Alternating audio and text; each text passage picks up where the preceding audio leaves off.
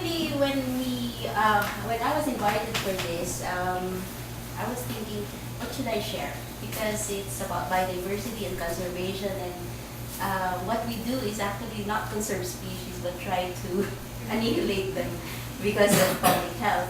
But looking at what we're doing, I realized that a lot of these techniques are no longer tackled in class, because most of the entomology work here, in the, at least in the university, is for crop protection and pest control. But for us in public health, it's a different way of doing things and trying to understand these species. So I just would like to give an overview of our department. So the Department of Medical Entomology in RATM, here we conduct basic and applied researches on vector-borne diseases, particular to mosquito-borne diseases. And the most common ones that we have in the Philippines are dengue, filaria, Japanese encephalitis, and malaria. And of course, the most common one would be malaria, but dengue is starting to take over. But of course, they have different habitats, they have different species responsible for these kinds of diseases. And what I'm going to show you later are the tools that we can do to measure these mosquitoes, and then how we can control them later. And then we also rear and maintain an insectary in our department, and we use this specimen for testing insecticides that we use for public health.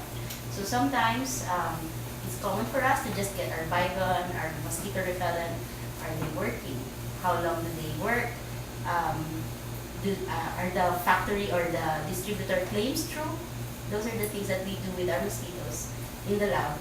And then we try to expose them to commercial products and new ones, because some students would come to us and test their own products. But of course, it's a crude extract, and then the acceptability for public consumption is not yet ready.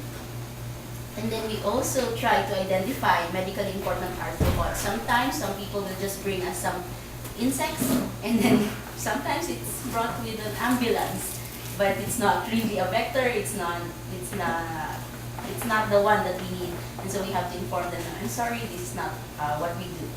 And then we conduct trainings, because in the past few decades, training in medical entomology is limited. Not because there are no takers, but there are no mentors. So what we do now, we have 17 regions all over the Philippines. I think we have a new one, Negros Island region. And then we're trying to capacitate their regional entomologists, because most of them do not have any entomological background. They're medical technologists or nurses who just happen to be delegated that kind of work. So we have to train them. Right, so in the department we're 24, and we also have a satellite office or satellite lab in Palawan, because Palawan contributes 90% of all malaria in the Philippines. So we have to study there. No choice. So what is medical entomology? Basically, it's just the study of insects and other arthropods that directly affect human health. It may be just as simple as irritation or annoyance from stings and bites, but it can also be as bad as transmitting vector-borne diseases.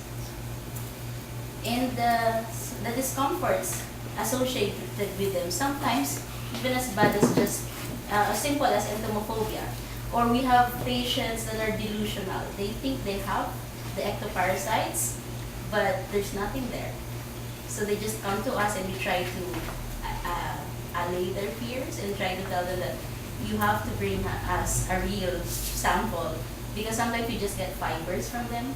We try to get them to do skin scrapes. We try to collect them the way they say that they collected the samples, but still it's not there. So that's the only time we can address it, if we see a real insect.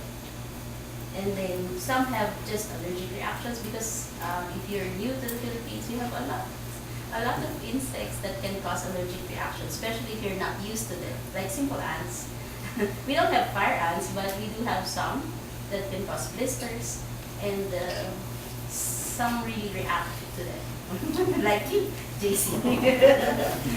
So identification is the primary basis of control. So each of those mosquitoes that we collect, we have to check them out. What are they? But why do we say this? Because there are a lot of mosquitoes out there. If we're looking at malaria, these are just the proportion of anophelines. But not all anophelines will transmit malaria. We have 39 species and only 5 will transmit. And not all will bite humans. Some will just bite animals. And some are not primary vectors.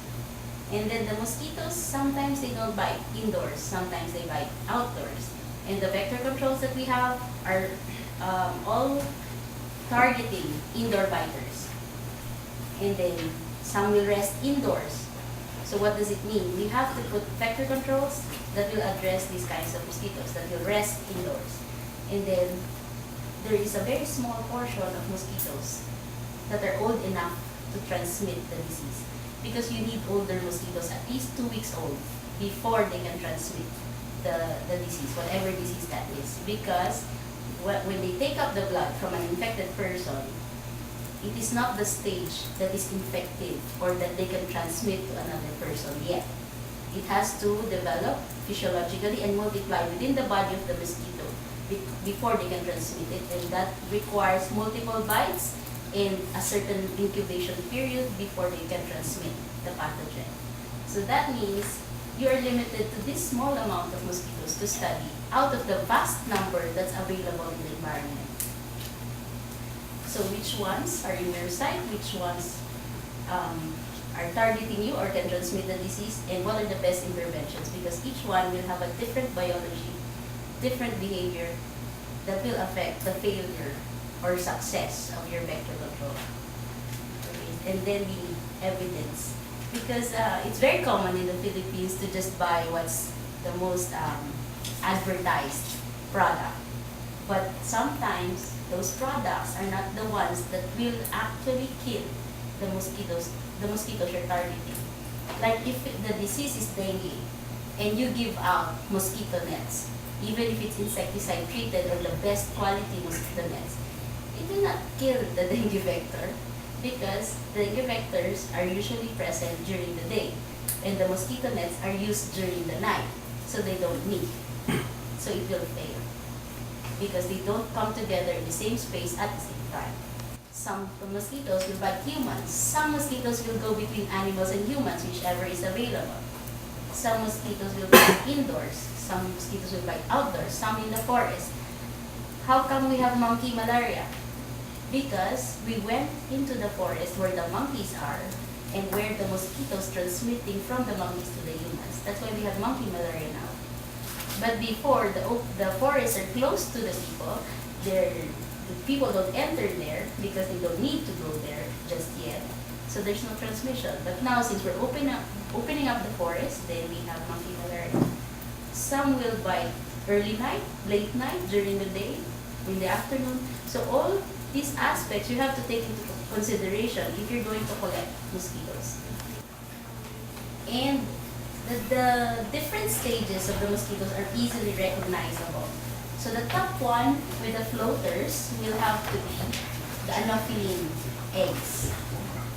The one with the wrap, with the green background, that is the Culex eggs. And then the one with that's an upside down wrap. It's the Mansonia eggs. And the ones that look like raisins at the bottom, right?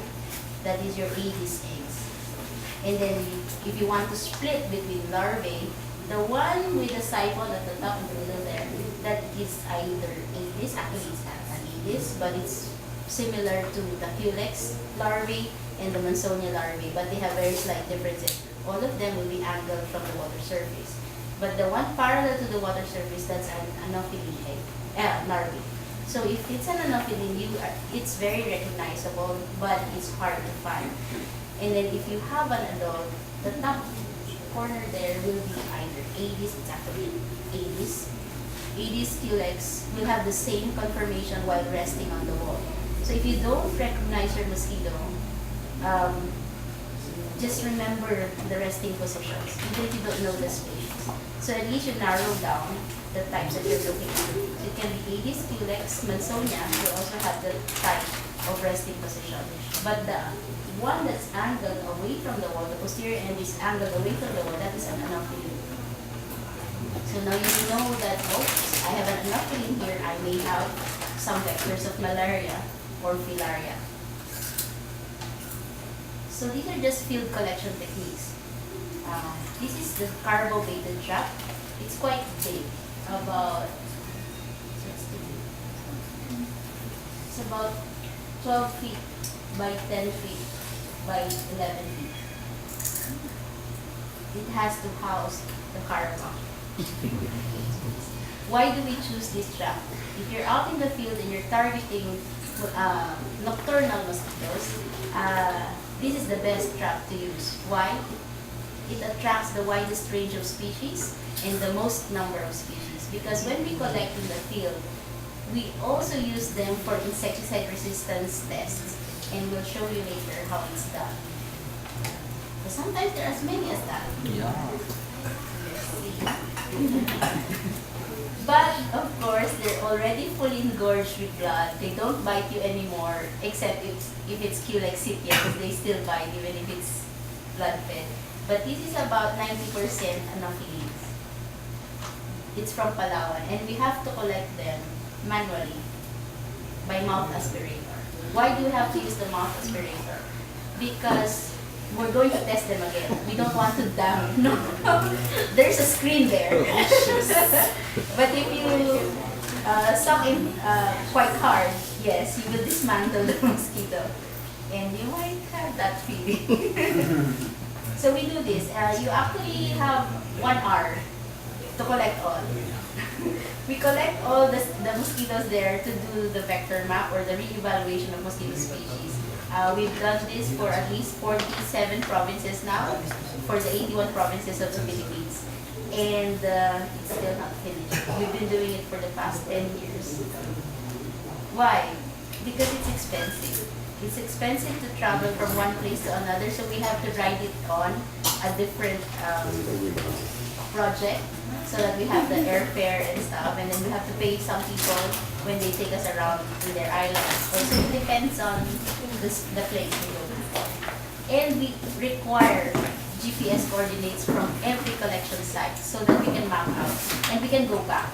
Like for Camiguin Island, the first time we went to Camiguin Island, it's been malaria-free for the past 20 years. Hang on. They told us that, oh, we don't have mosquitoes here anymore because we don't have malaria for 20 years. And we said, okay, we'll just try and collect some. And we collected 1,297 mosquitoes in one night. And 495 were the primary malaria vector. And they panicked. Because it's a hub for tourists. A lot of people come and go to Camiguin as fishermen or local tourists, international tourists. And they have that much primary vector. And they're so near to malarious areas in mainland Mindanao. So it can happen that transmission can occur, and they didn't have any vector controls in place because they thought they didn't have mosquitoes. Because they said they're malaria-free for 20 years. So when we do mapping, these are the collection sites we've done from 2007 to 2015. And all the red marks are the primary malaria vectors, for which is Anopheles flavirospis, and the blue ones are the Anopheles littoralis, which is the brackish water vector for malaria. And the black one, you will not see it on the map, but that's Anopheles balabacensis. It's only found in Palawan area. In previous maps, it was supposed to be found in northern provinces in Luzon, which is Kalinga, Apayao, and those mountainous areas of the Cordilleras. But now we don't collect it there, we only collect it in Palawan in very small numbers. That's why it's not registering in the map. And then, if you notice, the Visayas area, it's primarily light blue, which is Anopheles maculatus. This species of mosquito is actually a sibling species complex that has been split up in 2002 as Anopheles dispar and Anopheles greenae. But that means it was delisted as a vector of Philippine malaria. But I cannot accept that right now because there is no proof that it is not able to transmit malaria. Maybe it can transmit, but the author said in 2010, Ralph Marbach said that since the mosquito Anopheles dispar and Anopheles greenae had never been incriminated as a vector in the Philippines, then it's not a vector. But Anopheles maculatus, which was the former name, had been identified as a carrier of sporozoites of malaria. That means it's capable, but which of the two new species is transmitting, we don't know. So we have to incriminate that first before we delist. And then Anopheles mangianus is actually very similar to Anopheles flavirostris with the exception of one character under the proboscis, which is the golden patch there. It's missing, but it's also of limited distribution. It was first identified in Mindoro. That's why it's mangianus, which is a local tribe there. And the problem with this species is that we're not sure how efficient it is as a vector for malaria. But the distribution is also limited for this species. So we also have the monkey beta trap. I think we did this for the monkey malaria investigation we did with Ma'am Jude in Palawan. We have to put a net over the monkey cage. And then we have to use the backpack aspirator. You'll see it later. The backpack aspirator is like a vacuum that can suck in the mosquitoes. You don't have to do manual aspiration, but because we're only testing it for identification, no longer for insecticide resistance. And this is the most taxing technique, which is the human landing catch. We have to be awake from 6 p.m. to 6 a.m. for 5 nights. So we have a person stationed indoors and another person stationed outdoors, and we have to do it in 5 houses so that you can compare every night. So that you would also eliminate bias, you have to rotate the people and the stations for 5 nights in the 5 houses. This is done. This was done in several sites already in Palawan, but in only low endemic areas. This year, I'm just waiting for the internal review results, but we're going to do it in the top municipalities for cases of malaria, so that we will know why the cases are doubling this year as compared to previous years. But of course, we've reduced malaria incidence by a lot. We started out with more than 50,000 cases. Now we're down to 7,000 cases as of last year. But that's already double compared to 2014, which was only 3,500 cases. So if it's doubling, there's something wrong. We have to know what is wrong. Are the people getting used to it, so they're not using their vector controls anymore? Or is the site for infection changing from indoor to outdoor? That's something we're trying to measure now. So here, if you will see, if you will check out this graph, the outdoor number of mosquitoes we collected from human landing catch is actually more than double from the indoor collections. If our vector controls are all concentrated on the indoor mosquitoes, then we are not reaching those mosquitoes that are outdoors, and people now are having more outdoor activities than before. Why? Because in 1999, when I first went to Palawan for this kind of project, people were indoors by 6 p.m. Why? Because they didn't have any electricity. There's no entertainment outside. But now they have solar panels, they have TVs, they have car batteries, they can watch TV up to 11 in the evening. Then they are exposed to the primary malaria vector, because the number starts to go up by 10 in the evening and doesn't go down until 5 in the morning. We also did a study, a 24-hour study, and we found out that Aedes albopictus is available in the field for 23 hours out of 24, except 11 to 12, lunch break. So that's something we actually see in the field, but it's not measured by the regular tools that we have. So this is an innovative tool that we tried, which is the CBT done in 24 hours. So we did 3 shifts of Carabao and 3 shifts of people just to monitor every hour. So we found that they take a lunch break at 11 to 12. And Anopheles flavirostris is already available by 5 p.m. up to 10 in the morning, which is not expected. We thought it would be available only up to 6 a.m. So it's changing. Probably it's the climate. We don't know. We still have to figure it out. They're now sun-loving vampires. Yes. They're adapting. And then this is the human netting net. We wanted to see a technique where you don't expose the person being bitten. So you have to put a smaller net inside to protect the person, and then you have the outer net. The problem here is the one collecting with a vacuum aspirator will be exposed, but he has only 5 minutes to do the collection. 5 minutes to try and collect as many as he can, then get out of there, go into another net, away from the person that's already in the smaller net, who's sleeping soundly.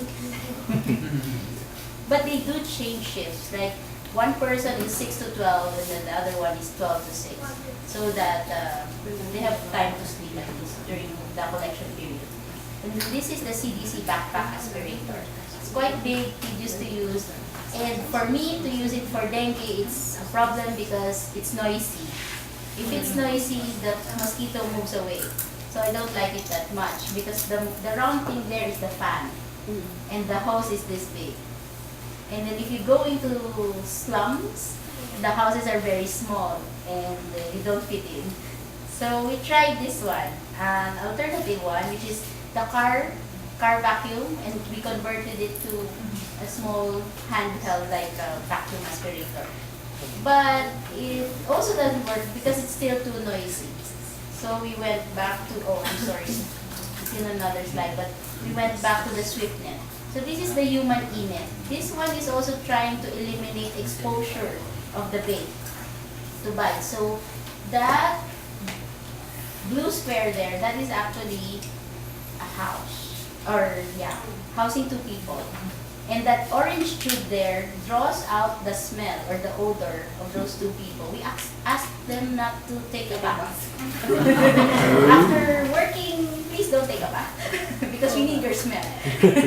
So the smell is actually drawn out of the tent and then it's thrown towards this grid, that grid from the bottom of the arrow.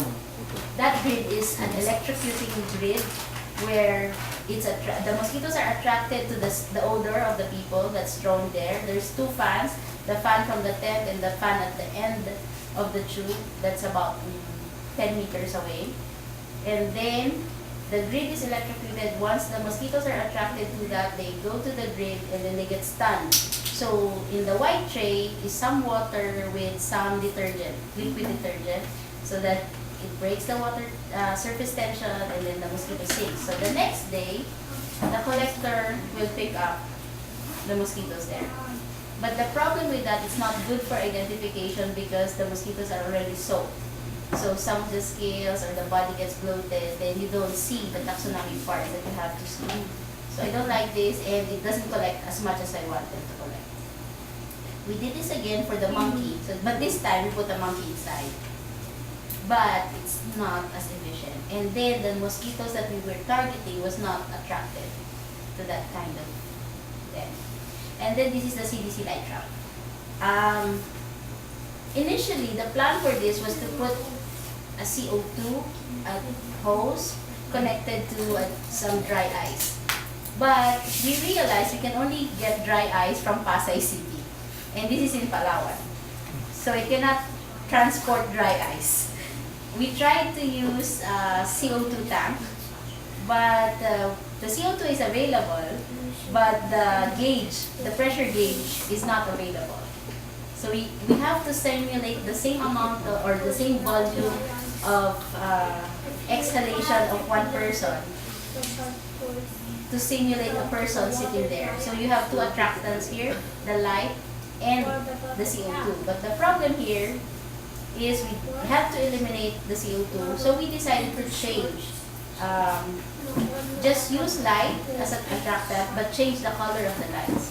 We had white light, yellow light, red light, green light, and blue light. But the problem with that is they didn't really catch much. we were able to catch Anopheles balabacensis with the wildlife, but only in the forest. And only balabacensis, nothing more. So if you want to see the diversity in the area, you will not get it from this kind of trap. And then this is the sweep net. The sweep net is the best one for me. For me, the best one to use when you're surveying for dengue, especially in outbreak situations, where they tell you that, oh, we don't have mosquitoes in our house. Exercise too. Yes. And this is the BG Sentinel trap. It's very expensive, and they say that it's very effective. You have to use a fan that draws in the mosquitoes, but at the same time you have to put a bait, which is the octinol soap swab. And octinol smells like sweat. Concentrated sweat. So, yeah. And it's expensive. I think when we tried to buy this, it's around 40,000. The trap or the octinol? The trap alone, without the octinol. So that's another issue, the octinol. You have to buy it separately. Oh, I will do that. We're going to try this. We have a new batch that came in last month, BG Sentinel trap. But I've seen this done in Thailand, but it doesn't work.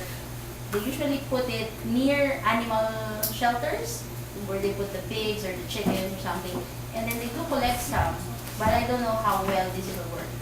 We plan to use it for ports of entry, seaports, airports, and see how good it is. Because the problem with this kind of trap, you have a battery pack, 6-volt battery pack, and then you have to set it at 12 hours each. So it has to be monitored. Because once the fan turns off, then all your mosquitoes will go up. Then you have no collection for that day. That's only for adults. All of those are for adults. This time for larvae, you have different ways of collecting between dengue vectors and for malaria vectors. In the field, we don't just do larval collections. We also do characterization of the physical-chemical characteristics of the water. But for our meter now just measures pH, ORP, or oxidation reduction potential, and electrical conductivity. I thought before I will not find any anophelines in this kind of water, which is stagnant and murky. But yes, we did get Anopheles flabberostris there. So when you look at literature, it will tell you that they only thrive in cold, slow-flowing mountain streams. But now they're adapting. They're getting better. Better than us. We're one step late. So anyway, the other picture, that one on your left, is in a rice paddy.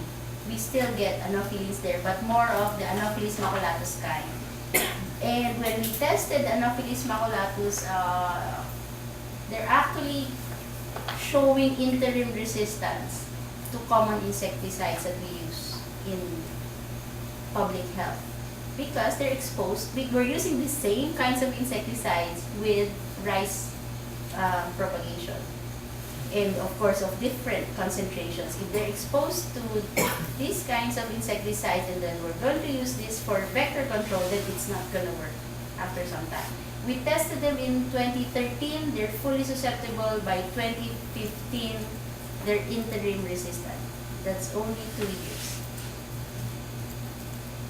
And this is another way of collecting them. Sometimes there are areas in the Philippines with no tap water. They have to use large storage containers. So you can use this sweep net, larval sweep net, which is about more than a meter long handle, and then the diameter of the net should be, the mouth of the net should be about 10 inches and 10 inches deep. Then this, why is it called the 5 sweep net technique? You have to collect from the top of the water surface and go down 5 times to the bottom. It will create a vortex. You have to do the rotation in 5 seconds, and then if there's a vortex there, stop for a second and then draw up the whole thing. then you get most of the mosquitoes there. This is actually an exercise for our OJT students, and we timed it. We tried 5 seconds, 15 seconds rotation, and 30 seconds rotation. The best one is for the 5 seconds, because after the 15 seconds, the vortex disperses. So you just get about 1/4 of what you put in. I put in 100 larvae, and they get about 70% of the amount that I put in. Then we also do molecular studies. Right now, we're trying to detect the mechanism of resistance that we have. For dengue vectors, at least for the NCR area, most of the insecticides that we use, like alpha cypermethrin, permethrin, deltamethrin, and all those things, they're exhibiting resistance to it. The only thing that works is malathion, which is not acceptable. Okay, so in the lab, we have saved our mosquitoes, and we're going to test it for the mechanisms for resistance. We are also looking into DNA barcoding of mosquito species. Actually, this was my thesis.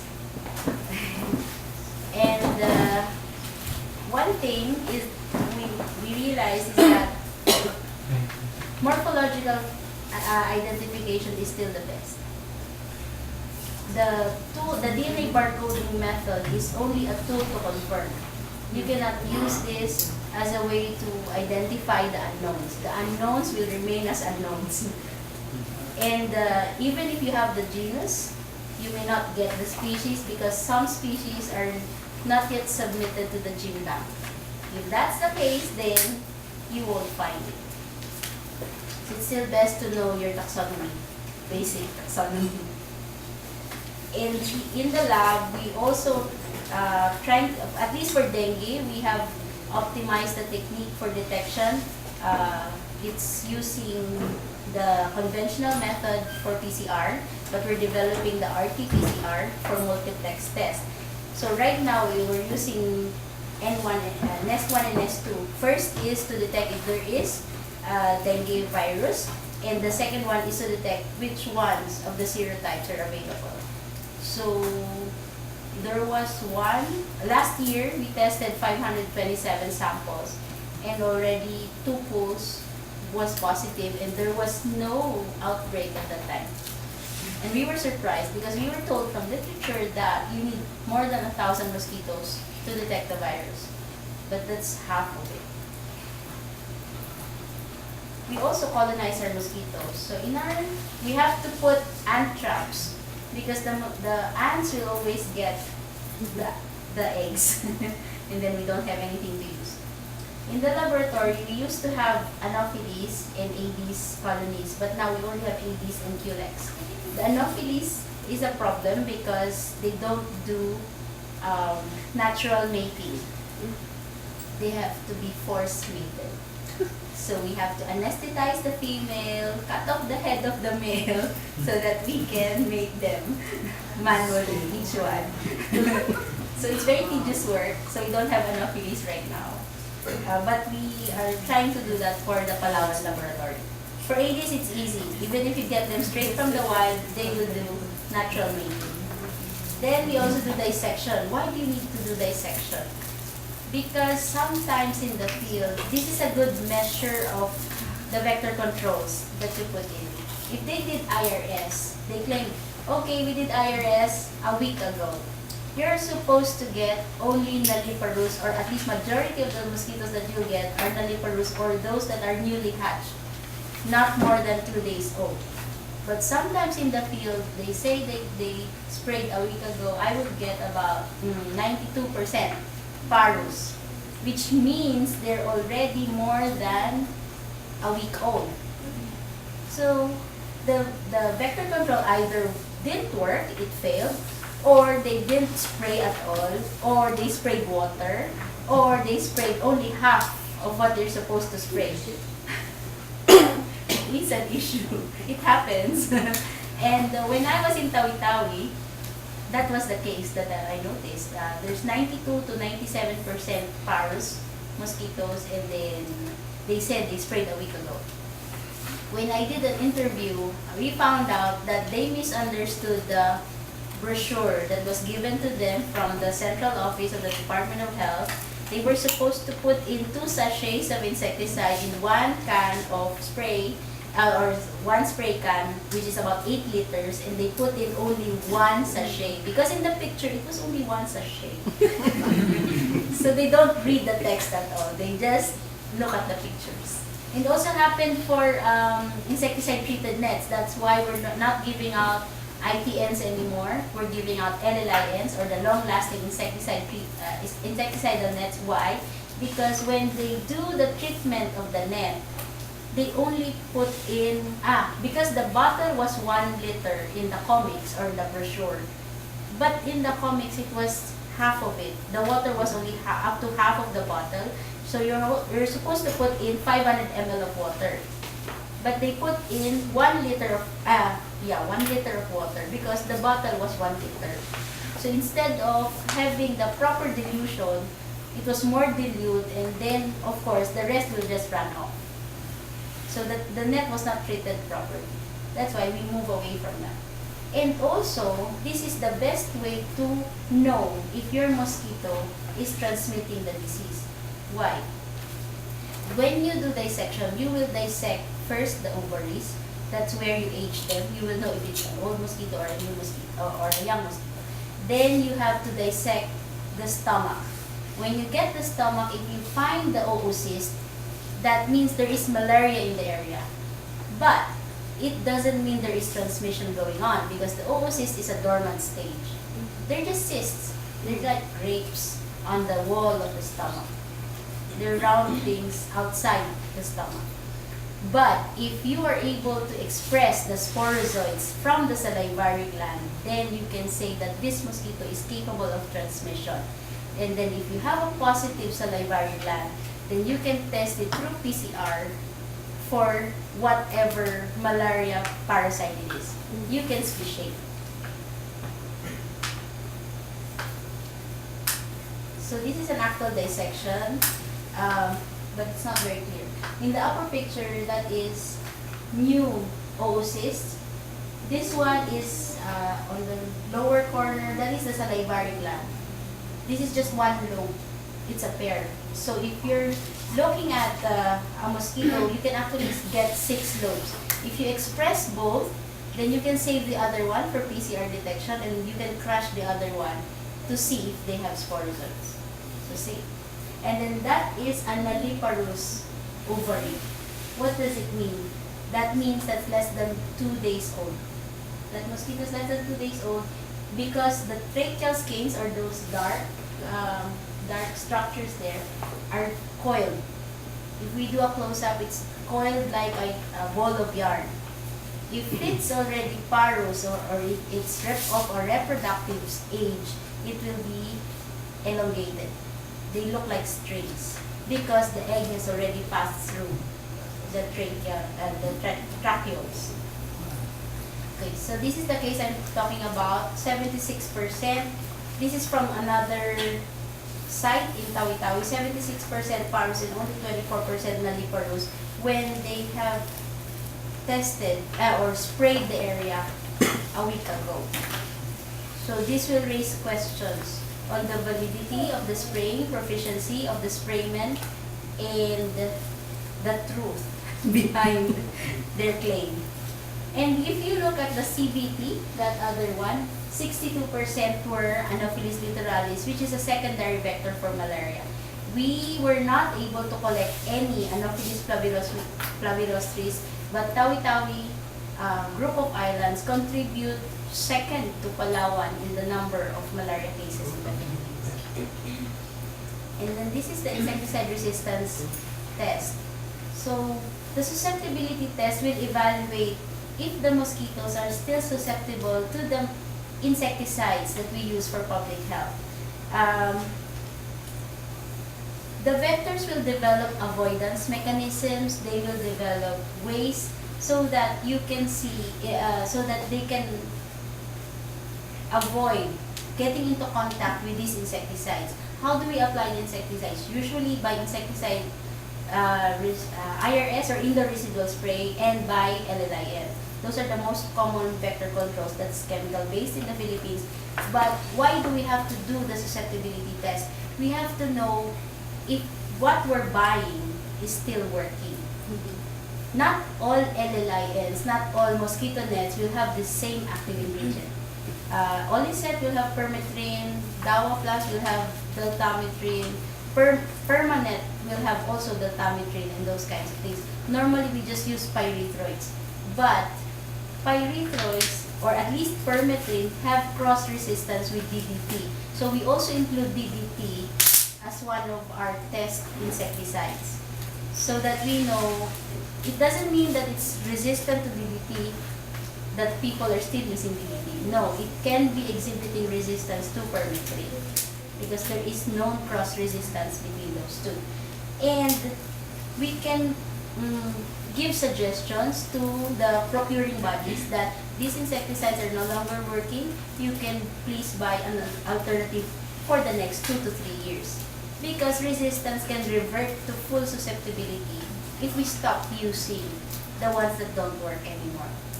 That's why we do this. Initially, we did this in 5 sentinel sites, mostly in malarious areas. But now we're doing it all over the Philippines, but not just for Anopheles flavirosis, but for all other mosquitoes that's dominant in the area. Because usually we have only 5 days to collect and to do the test. But if you have if you're targeting only one species, you have to stay more than 12 days to be able to collect the right number of mosquitoes. Because for each insecticide, you need to come up with 100 test mosquitoes plus 20 for the control.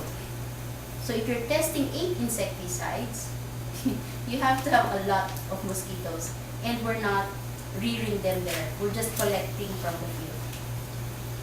So this is a map of all the areas that we've been through with the insecticide resistance monitoring only for malaria vectors. But for 2015, we were also able to check for resistance for other species. So this is how we interpret the data. 0 to 80% mortality is resistant, so we put it as red. 81 to 97% is interim or incipient resistance. Therefore, what does it mean? You have to retest. When you retest and it's still within 81 to 97% mortality, then you will consider it as full resistance. And then 98 to 100% is fully susceptible. So these are actually different species reacting to different insecticides. Anopheles annularis, those you see in red are mostly non-vectors. However, they are also vectors in other countries like Indonesia, Malaysia, and Thailand. You have Anopheles annularis, which is fully resistant in Pangasinan, Ilocos, Mountain Province, Palawan, and Sorsogon. Anopheles 4, that's against permethrin, etofenprox, DDT, and malathion. But for Anopheles lacelatus, also resistant to permethrin, etofenprox. Etofenprox is a common insecticide used for indoor residual spray. Permethrin is the commonly used insecticide for long-lasting insecticide-treated nets. And then Anopheles vagus and Anopheles subpictus also resistant to the same insecticides.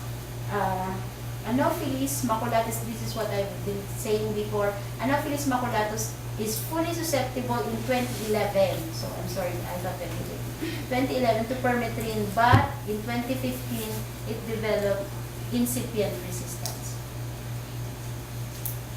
It's so close, just in 4 years, and you see that kind of difference. So it's really good to keep on testing. If you can do it every year, but because we are with the government, we have to do it every other year for every site. And we also tried to check for other vectors, which is like Culex. Culex is a vector for Japanese encephalitis. Culex gillidus is resistant to etofenprox, but with incipient resistance to permethrin and etofenprox in other areas in Mindanao, Plano del Norte, North Cotabato, but fully susceptible in Surigao del Sur. So you can see, even if they're sharing the same island, by distance, some species will behave differently for the same insecticides. It shows incipient resistance to etofenpros. This is actually a scary picture. We're running out of insecticides. This is from NCR. 73% resistant to common insecticides. This is NCR. We're in 16 cities and 1 municipality in NCR were tested. And 15%, only 15% susceptible. It's scary. This is for dengue. Aedes aegypti is a primary vector for dengue. This is a scary picture for dengue. Nice. We also test the vector controls that we do. So there's 2 tests for vector controls, which is the bioefficacy trials. So this is for LLIM. We put in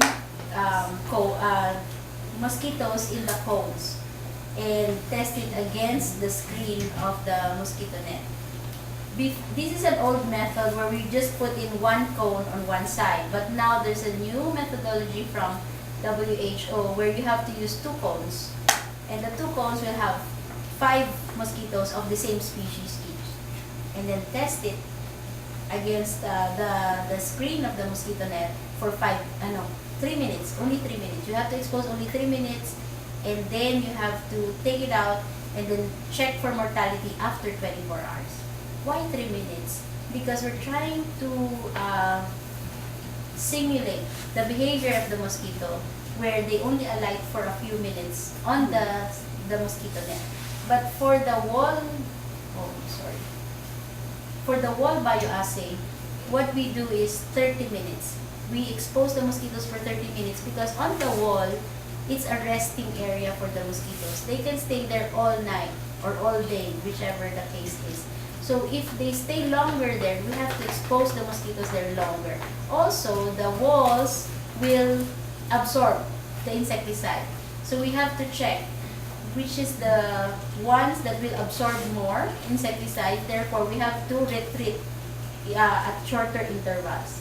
Right now, the cycle is every 6 months. But if the wall is concrete, then we have suggestions that maybe they can do 4 months. Because the concrete wall is not like this wall.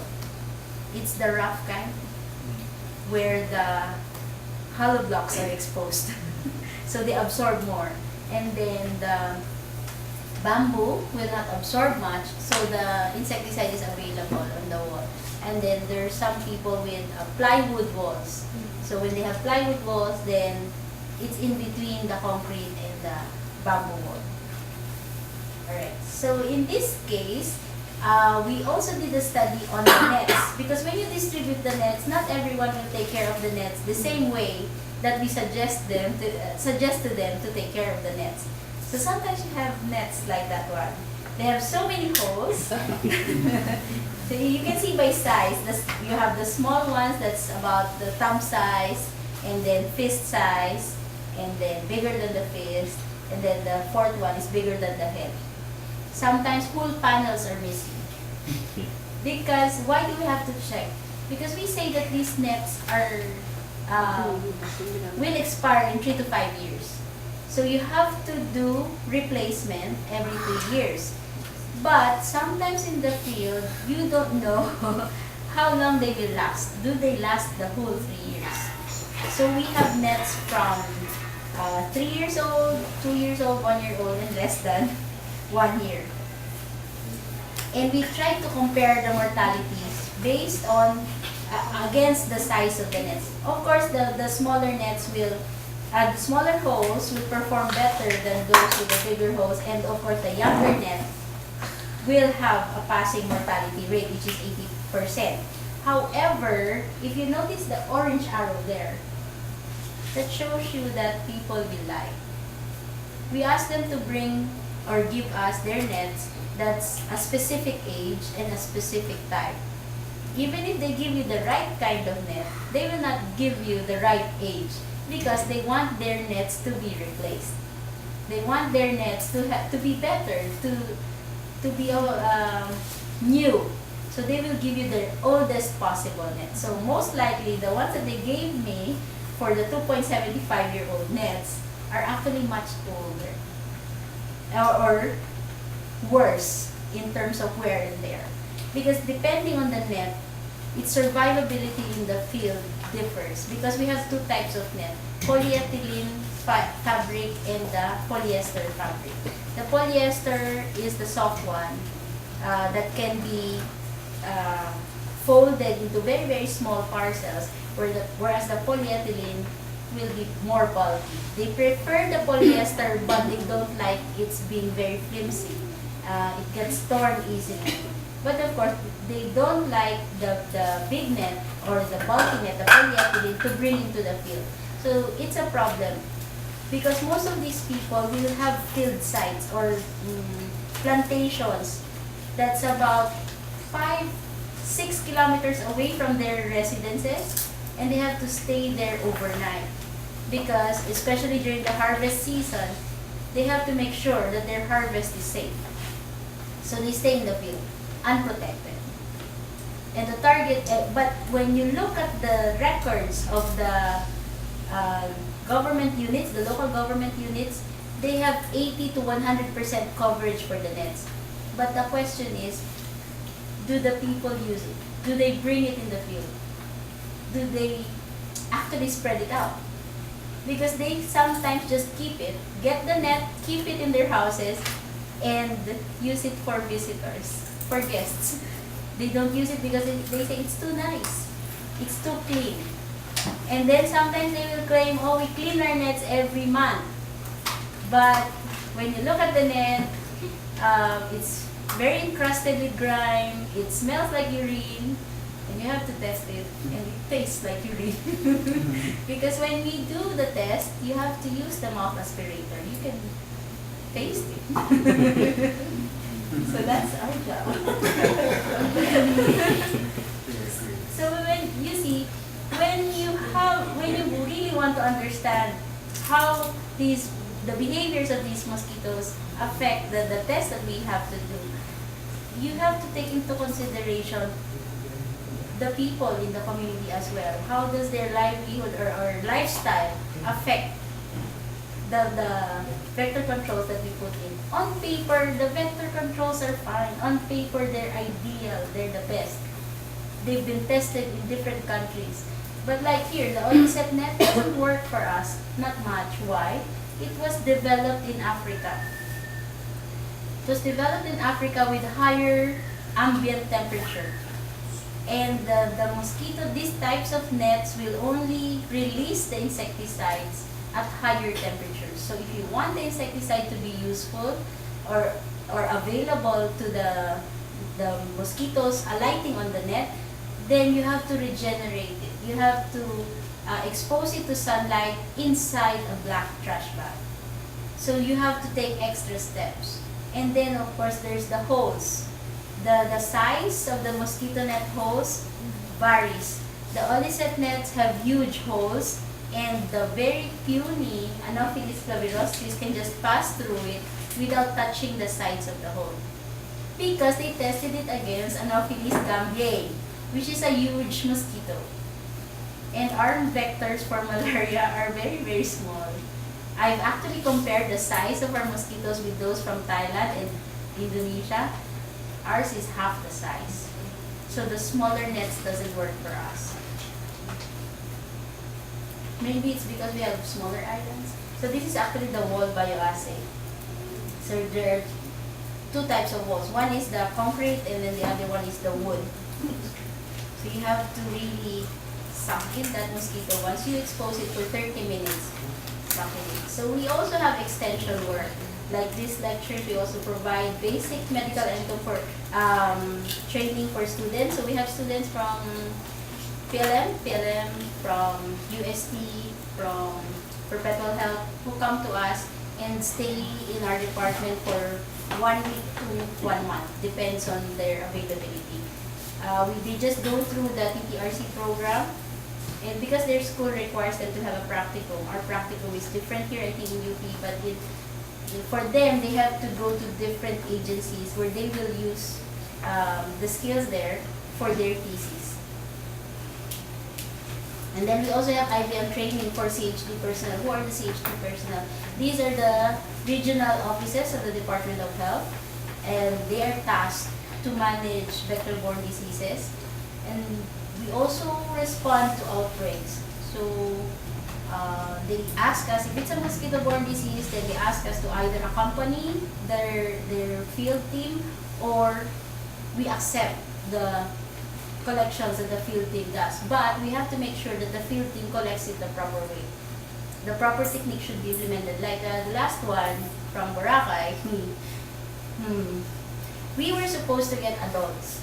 They can do adult collections using sweep nets, but they provided us with adults, yes, but from larval collections.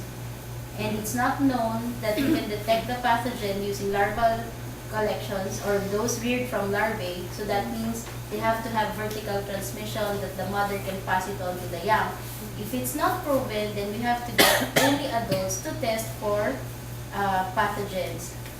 And since they didn't provide the right specimen, we only provided the identification, which is not fair to them because they're expecting negative or positive result about the presence of the virus in the mosquito. But we cannot test it because first, very wrong specimen. Second, out of 6, there are 2 species, and out of the 5 that's the correct species, only 2 are females. You only test females for pathogen because only females will bite. If you don't have females, you don't test the males at all. Okay, so when we go in the field, sometimes we are resource persons for trainings. They put up the trainings. Why? The regional officers will put up the trainings because they have the training funds, but they don't have the modules. We have the modules, or we can give them the modules, but they say that they cannot deliver it the way we can deliver it because there are demonstrations there that they're not capable of doing, especially for the identification and the tests that we do. So they have to ask us for it. And then we have students coming in. We give them actually small exercises. They can do repellency tests, they can do larviciding tests, and we let them experience how it's like to do the collections themselves. Because as they say that they use it for their thesis. Next steps, there's still a lot to do, but primarily what we want to do is to develop an early warning system, especially for dengue. So right now we're tying up with artificial intelligence with Malaysia, and we're also tying up with other agencies in the Department of Health where they have the cases. They have cases way back 10 years, and they can give us whatever area we want, monthly cases, weekly cases, because we have reporting systems that's in place, and we can also tap Pag-asa for the meteorological data, and then we have the vector data. We just match them up, then hopefully we can come up with something. Actually, the first meeting was this week, so hopefully it pans out. And then we want to give them alternative insecticide candidates for procurement, because there are areas in the Philippines, especially the LGU, they're very stubborn in terms of listening to suggestion. So if there's an outbreak, they will get all types of larvicides, environmental management and stuff, put them all together, and then see if it works. It's okay, it will work, definitely, because you tried everything. But the problem there is, are all local government units capable of spending as much as they can? No, not everyone can. So normally we advocate first environmental management, education campaign, and chemical control is only the last resort and only during outbreaks. Because if you do it as a routine, then people will rely on it, and then there's a big chance of development of resistance.